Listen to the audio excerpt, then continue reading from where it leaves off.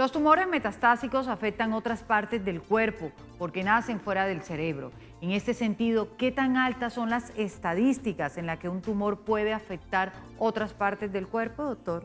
Eso es bien interesante porque cuando hablamos de los tumores cerebrales, uno de los, de los porcentajes altos que hay con respecto a las masas que encontramos a nivel cerebral son las metástasis.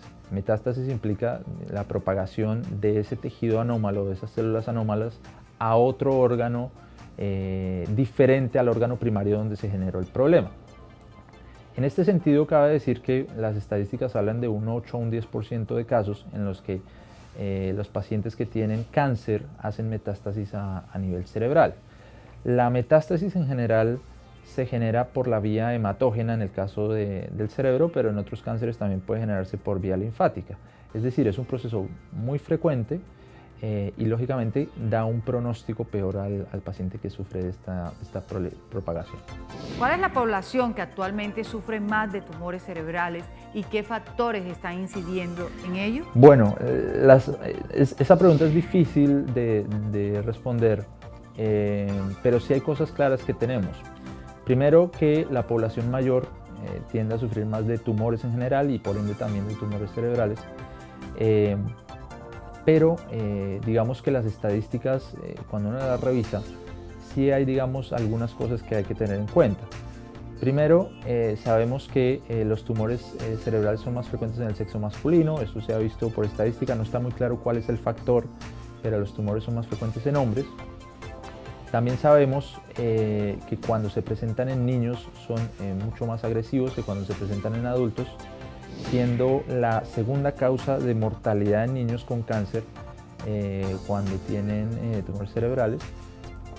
Y a su vez también sabemos que la raza blanca sufre más de tumores cerebrales que otro tipo de razas. Pero en realidad establecer las poblaciones vulnerables también depende de la situación económica en la que se encuentra el paciente, de las comorbilidades en las que se encuentra el paciente, de la situación social. Es decir, en realidad la vulnerabilidad de estos factores a los tumores cerebrales va a depender de una serie de factores mucho más complejos que de un simple dato. Doctor, ¿cuál es el pronóstico y secuelas de los tumores cerebrales? Bueno, el pronóstico con respecto a estos tumores, siempre es importante decir que va a depender del tipo que tengamos, ¿no? Va a depender tanto del tumor como de las características del paciente. Entonces, con respecto al tumor, los tumores tienen tipo, ya como veíamos hay muchos tipos de tumores cerebrales, también tienen una gradación, es decir, depende en qué momento de esa severidad celular cojamos al tumor. Depende también si ha proliferado o no el tumor y si se ha propagado a otros órganos. Y va a depender también del paciente y las comorbilidades que tenga el paciente, porque no es lo mismo tener a un paciente sano, joven, que le da un tumor cerebral, a un paciente que tiene diabetes, hipertensión, tiene otros factores asociados, toma múltiples medicaciones, etc. El otro punto importante que va a depender en cuanto al pronóstico es la disponibilidad de técnicas y de la parte tanto quirúrgica como oncológica en el sitio donde esté el paciente, porque claramente si el paciente no tiene un tratamiento, podemos hacer un muy buen diagnóstico, pero si el paciente no tiene un tratamiento adecuado, tanto a nivel quirúrgico como oncológico y como neurológico, pues lógicamente el pronóstico va a ser peor. En cuanto a las secuelas, sí es importante aclarar, muchas de ellas tienen mucho que ver con las manifestaciones iniciales que presenta el paciente. Probablemente la secuela más frecuente que vemos en la consulta neurológica es el dolor de cabeza, la cefalea. Muchas veces estos dolores de cabeza pues son de difícil manejo, requieren tratamientos preventivos a largo plazo o de manera indefinida y pues a veces no son cuadros fáciles de manejar.